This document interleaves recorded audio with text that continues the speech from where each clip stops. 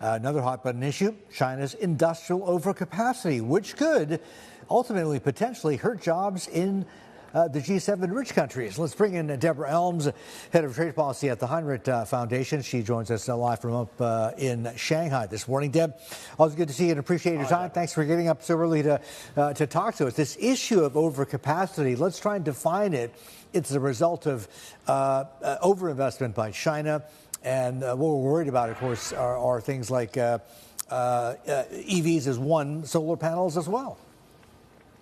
Exactly. I mean, this is a narrative that has really picked up strength, which is that the Chinese are going to continue to dominate in key sectors, especially, perhaps slightly ironically, in a lot of the green sectors, so solar panels, electric vehicles, battery production, et cetera.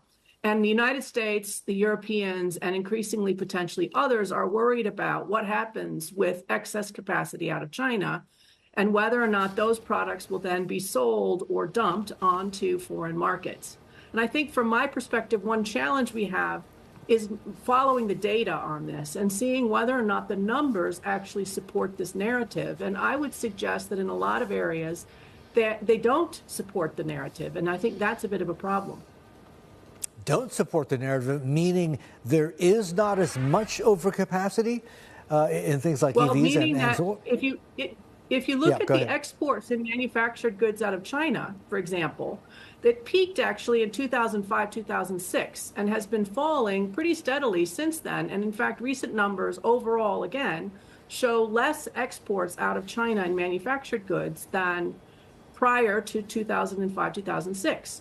So if you say, well, this is the time in which we're having overcapacity, that seems a bit strange. Now, of course, there's a lot of confusion in the numbers. We have a number of things that the Chinese used to send directly from China that are now being sent to production facilities elsewhere and then, again, forwarded to, say, the United States or to Europe.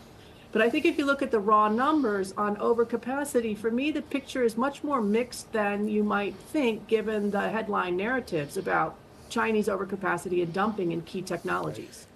Haven't all the, Deborah, global trade deals from RCEP to CPTPP helped to overcome market access issues, smooth and enhance global trade and avoid the overcapacity issues that we're seeing unfold right now, or do they need more time?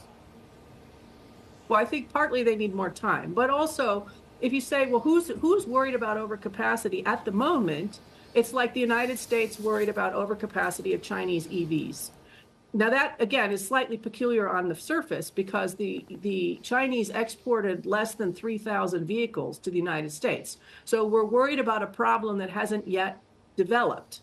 Now, you can say there's some good reasons for worrying about that now, but I would say no trade agreement deals with future potential export issues. So we're trying to deal with a narrative here that isn't necessarily backed up with numbers. Now, if you say, are the Chinese dominant in EV manufacturing? The answer for that is certainly yes. I'm sitting here today in Shanghai. I can tell you that almost every car outside is an electric vehicle.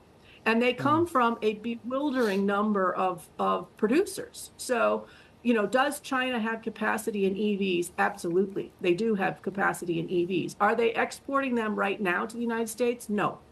Will they export them to the United States? Well, not if we continue to have tariffs in place. And so I think, again, we're talking about challenges that may come, but are not here yet.